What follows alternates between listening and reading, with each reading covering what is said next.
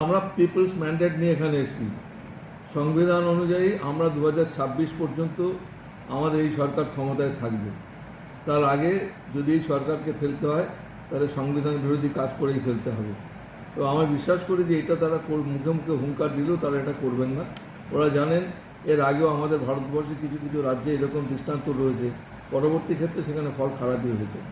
সুতরাং সেই দিক থেকে বিচার করলে পরে এটা বলার জন্য বলেছে বলেই আমার মনে হয় এর কোনো বাস্তবতা আছে বলে আমার মনে হয়। মানে হঠাৎ করে মানে উনি এই জিনিসটা মানে এইভাবে অ্যাটাকটা করলেন কেন? মানে কী বলছে হঠাৎ করে হতাশার জন্য, আউট অফ ফ্রাস্ট্রেশন, ওদের নিজেদের কর্মীদের চাঙ্গা করার জন্য। ওরা বুঝতে পেরেছে কর্মীরা তারাও অতটা সজীব নয়, সেই জন্য চাঙ্গা করার জন্য এইসব কথা বলেছে। ও বলে যাচ্ছে বিরোধী দলের নেতা একই কথা বলে যাচ্ছে। কিছু করার থাকলে করে দিক না। মুখ্যমন্ত্রী তো পরিষ্কারভাবে বলেছে যদি আপনার কিছু করার থাকে আপনি করুন, সেটা আমরা সেটা মোকাবিলা করব। বিভ্রান্ত